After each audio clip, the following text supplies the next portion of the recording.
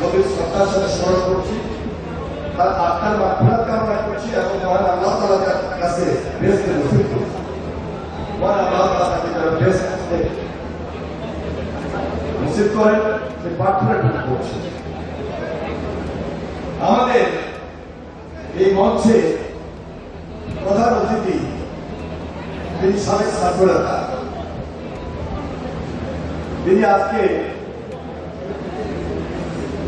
আমাদের এই জেলায় শুধু কাজ করে আমাদের এই একটা প্রোগ্রামে আসেন। আমাদের জেলা কমিটি হওয়ার পর থেকে যখন যেখানে তাকে আমরা দাওয়াত করেছি অথবা দাওয়াতের বাইরেও তার দায়িত্ব থেকে তিনি আমাদের এই সংগঠনকে সাংগঠনিকভাবে শক্তিশালী করার জন্য যে অক্লান্ত পরিশ্রম করেছেন, চট্টগ্রাম বিভাগের এক জেলা থেকে আরেক জেলায় গিয়ে দলকে সুসংগঠিত করেছেন। কেন্দ্রীয় বিএনপির সাংগঠনিক সম্পাদক চট্টগ্রাম বিভাগের দায়িত্বে এক সময় চট্টগ্রাম বিশ্ববিদ্যালয়কে চাকসু নির্বাচিত দিয়েছিলেন আমাদের বৃহত্তর নোয়াখালীর একটি সন্তান মাহবুবুর রহমান স্বামীকে আমি আন্তরিকভাবে মোবারকবাদ জানাই, ধন্যবাদ। যার কথা আপনাদের সামনে আমার খুব বেশি বলা উচিত না, আমার চেয়ে বেশি আপনারা জানেন যাকে হৃদয়ে আঁকড়ে রাখেন, আপনাদের হৃদয়ের লোক।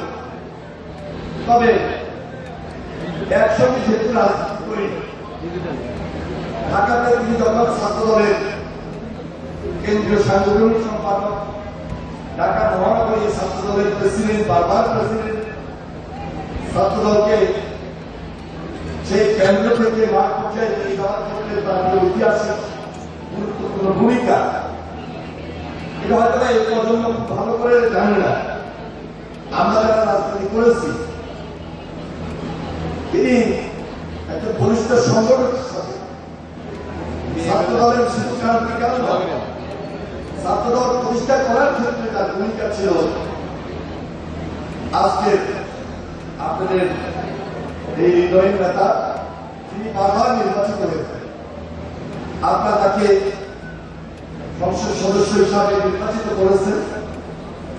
আপনার দেশের নেত্রী বেগম খালেদা জিয়ার উপদেষ্টা কাউন্সিলের সম্মানিত সদস্য জনাব আবু খায়ের ভূঁইয়া আর তাকে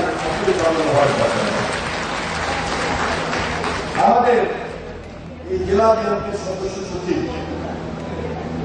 তিনি এর আগে